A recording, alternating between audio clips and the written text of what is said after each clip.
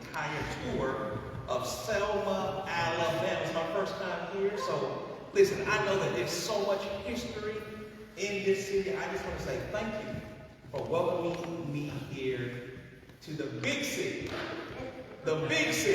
of Selma, Alabama. Before I get started, I just want to thank you all, let's give it up our leader, President Andy. All the shareholders of Selma University, thank you all so much for inviting me down here. I'm excited to be here.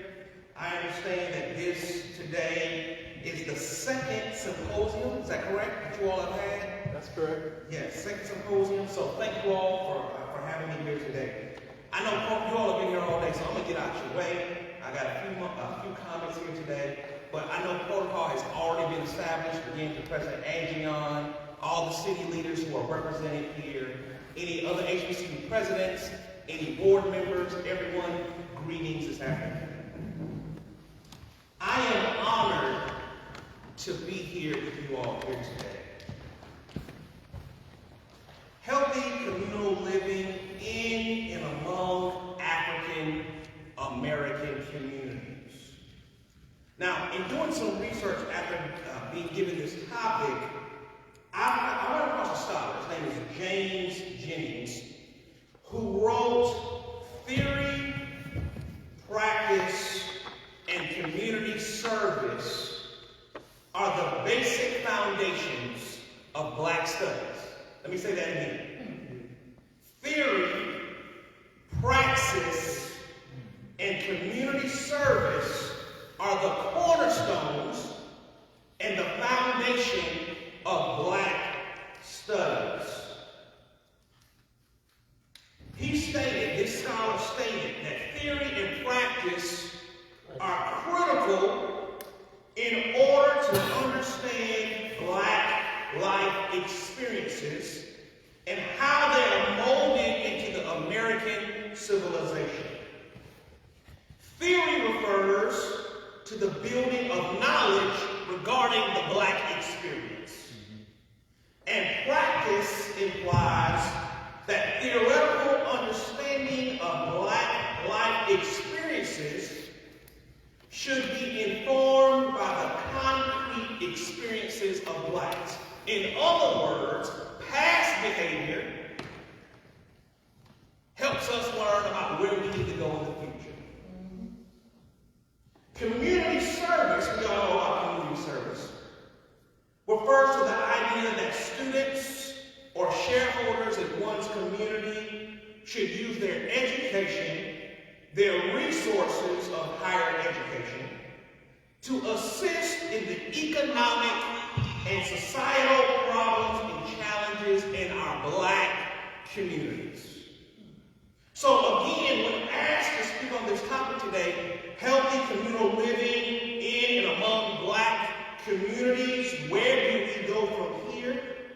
I thought about this topic, and I thought about those three foundations that scholar James Jennings proposed. Again, theory, practice, and community service. And I asked myself this question. What is the least common denominator? How can we go back to the basics to a universal concept that would impact our communities? And this notion came to my mind. All of us who are educated and went to school, you all remember Abraham Maslow, and he had this hierarchy of needs. 5 hierarchy of needs, and he talked about these hierarchy of needs, which are physiological, safety, love, esteem, and self-actualization. We say it again. Physiological, safety, love, belonging, esteem, and self-actualization. Now, the concept of Maslow's hierarchy of needs shows these 5 levels in the community environment, and they're best known as theories of motivation. Motivation being defined as the reason why one acts in a particular way. So Maslow's theory states that we are motivated by physiological needs. And it's represented on this pyramid. So, going back to the basics of that pyramid chart, healthy communal living in and among African American communities, where do we go from here? That was the question. Well, we asked for what is owed to us. Those 5 notions that I just mentioned, those are the basic theories of human behavior. So we're not just asking for these basic rights, we demand these basic rights. We demand justice. We demand freedom. We demand opportunity. We demand these basic rights that for so long have been denied to our communities. Now, I'm not going to give a history of blood and Sunday. I'm not going to get into that. I'm preaching to the choir here. But one thing I want to highlight were 4 men who led the march. John Lewis, a graduate of Fisk University. The Reverend Hosea Williams, who was a graduate of the Morris Brown College. Bob Mantis, who attended Morehouse College.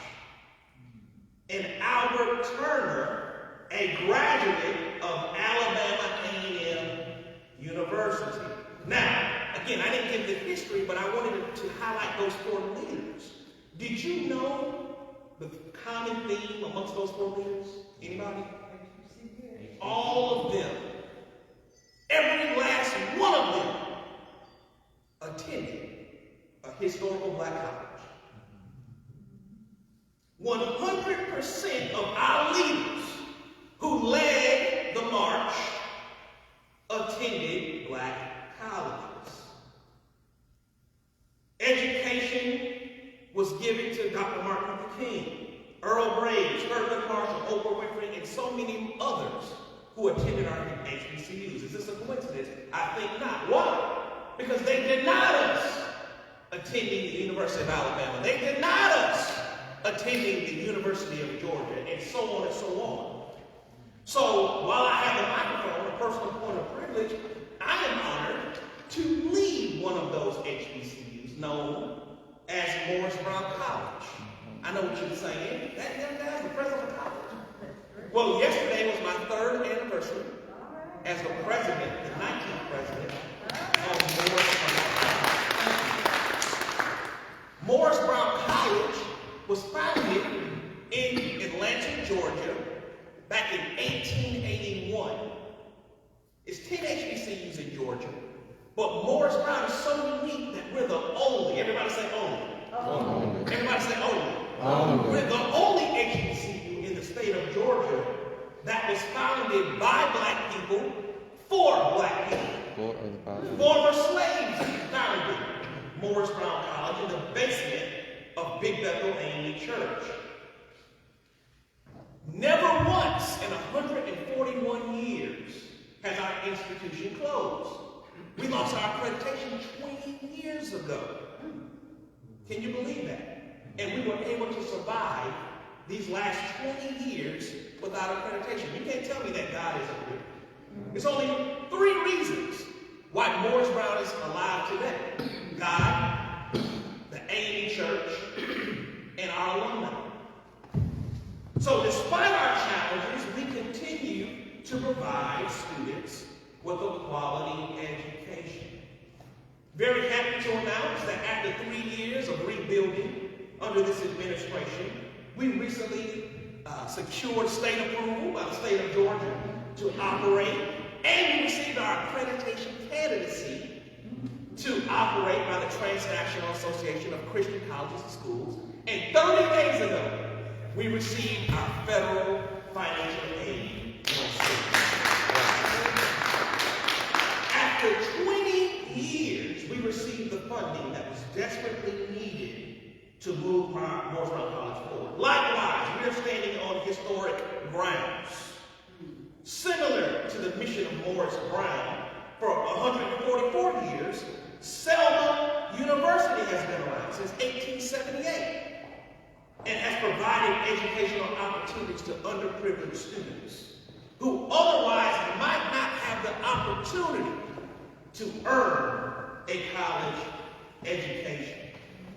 Students at HBCUs, just like those 4 leaders from Bloody Sunday, are fully engaged in the learning process and they're entrepreneurial in spirit. Traditionally, our HBCUs have the best professors, phenomenal instruction, research, and provide that hands-on pragmatic education. So again, the question was, healthy communal living in and among African American communities, where do we go from here? Well, we demand those 5 basic levels to be empowered to the organizations that are primarily responsible for that black middle class. There are 2 organizations that are primarily responsible for the black middle class. Would anybody like to guess what those 2 organizations are? The church and, let me clean it up, the black church and HBCUs. So where do we go from here? We demand that you pour into those organizations, according to Jennings, that affect theory, practice, and community service. Yeah. What are the 2 most important organizations for the black middle class? Somebody say it again. The black church and our HBCUs.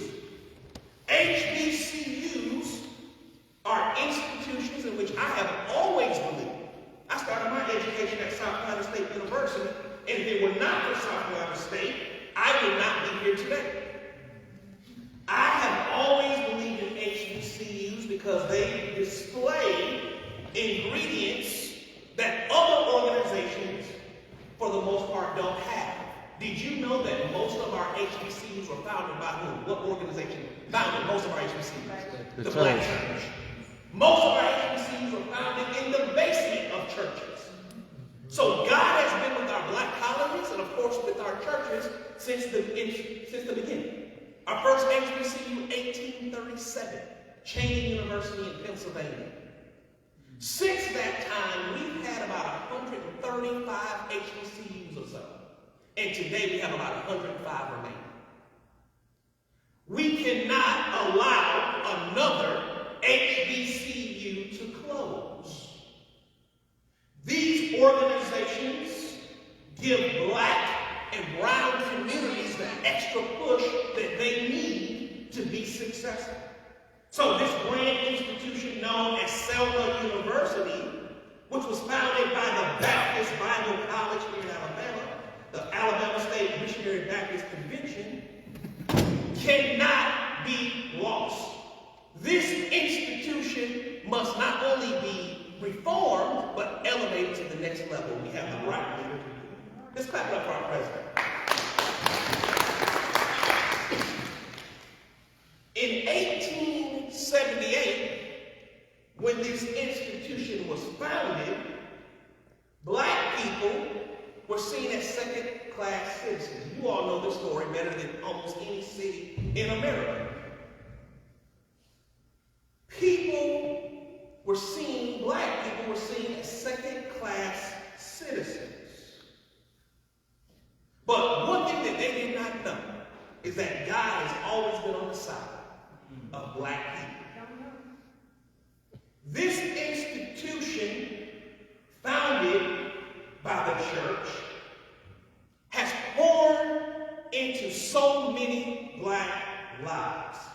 So it is up to us as the leaders of a city like Selma, of leaders in a state like Alabama, to get the powers that be to pour into the top two organizations that ultimately affect the black middle class. I believe a pastor just mentioned, look, we don't want to see the churches open just on Sunday morning. We need to create community centers, educational opportunities, organizations that ultimately create that pipeline for black and brown students. So again, healthy communal living in and among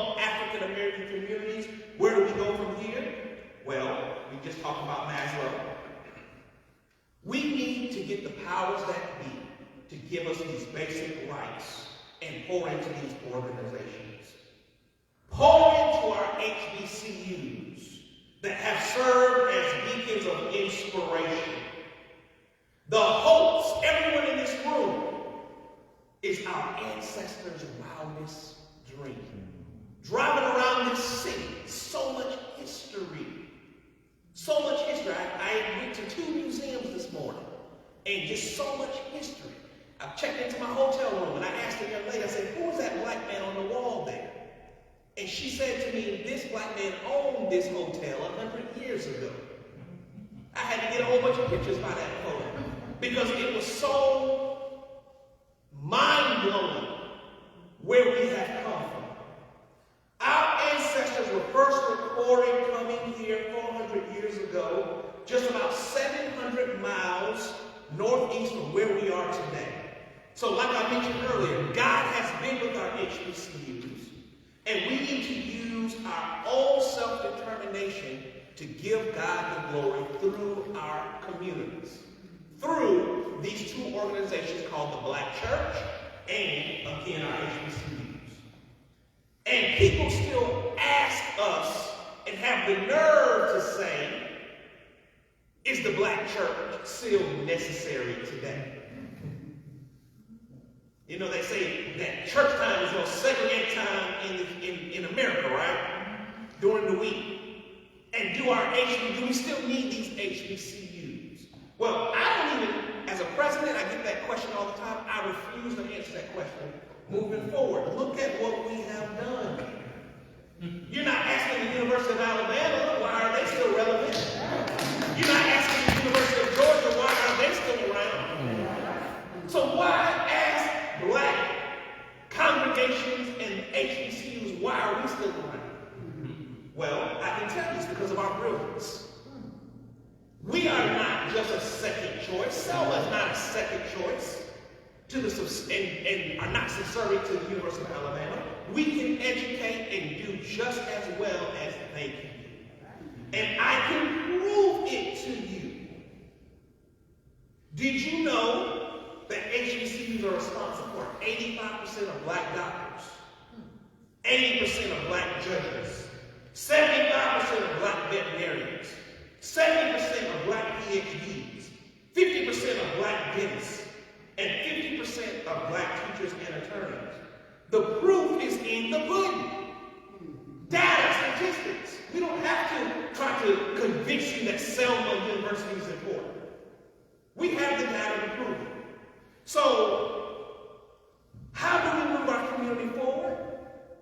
We work with the powers that be and get them to pour in through theory, praxis, and community service into the 2 organizations that are primarily responsible for the black middle class, which are the Black Church and our HBCUs. Not only that, when you look at Maslow, safety is one of the major things that folks really need.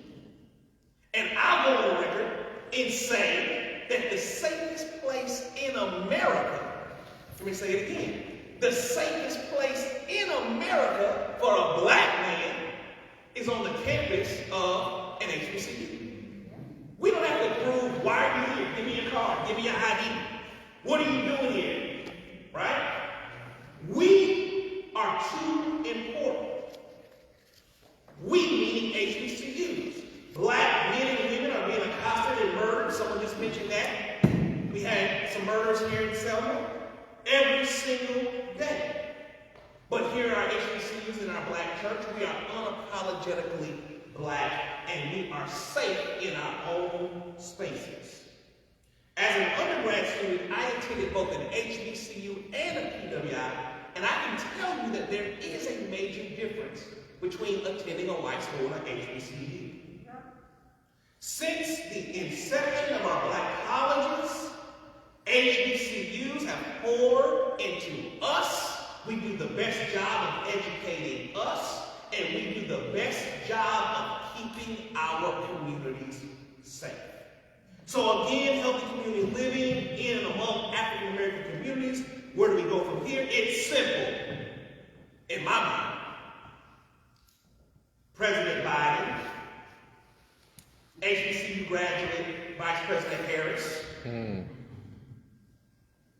our city leaders, our state leaders, we need you to pour into the organizations that pour into us.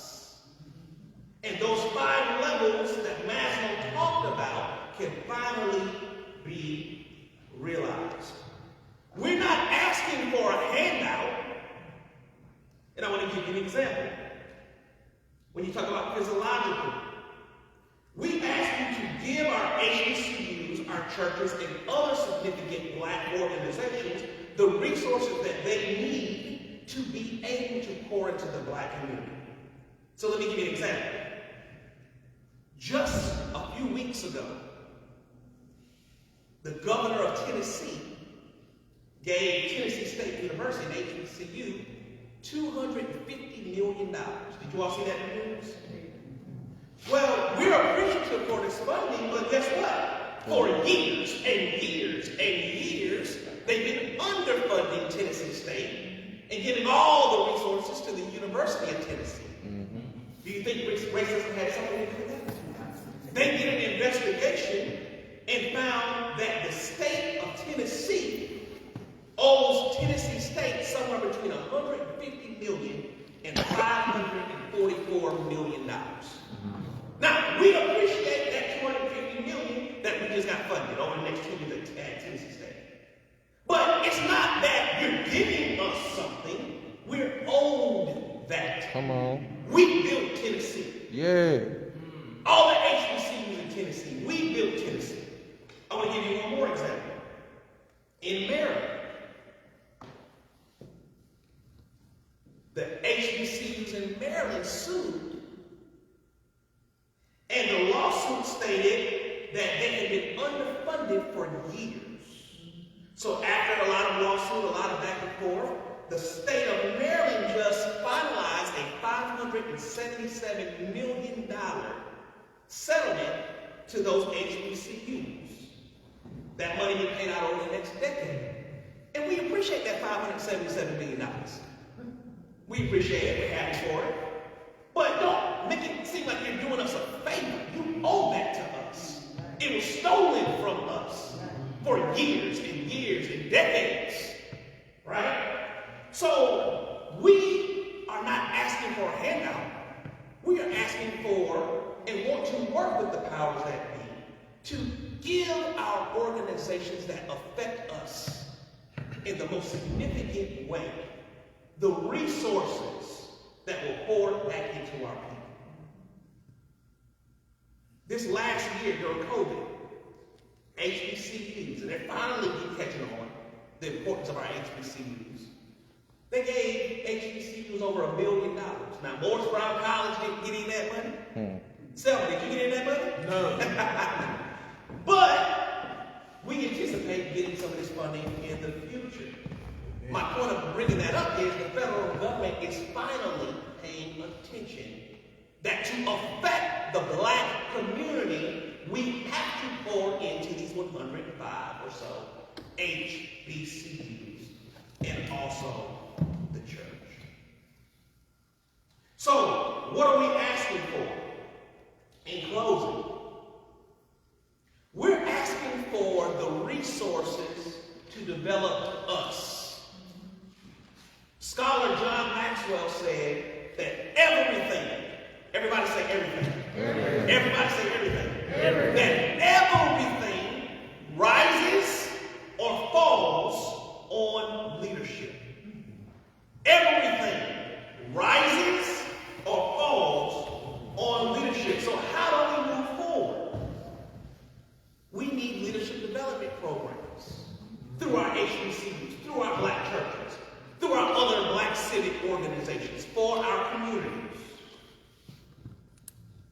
We need programs that teach us to find a way or make a way.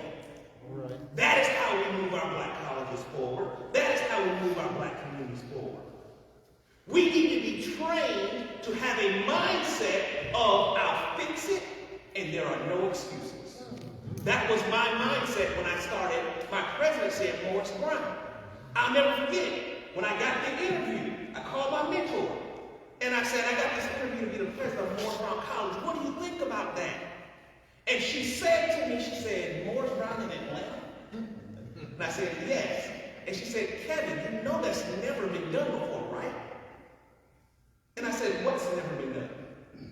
She said, no HBCU that's been closed 20 years, no accreditation, has ever come back 20 years after losing its accreditation. Are you sure about this? And I said, yeah, I'm sure. And she said, if you're serious, I believe that you can do it. People ask me all the time, how did you do that at Morris Brown? How did you resurrect something that was dead? And my answer is, I went in with a mindset from leadership development that I'm going to fix it and there are no excuses. What do you mean no excuses? $35 million bankruptcy. $9.5 million to the U.S. Department of Ed. $4.2 million to the A&E Church. We went from 3,000 students to 50 students overnight. No accreditation for 20 years. Our brand was tarnished. No money in the bank. My first ever job, we had $800 in the bank. I had more money in my bank account than Morris Brown had in his bank account.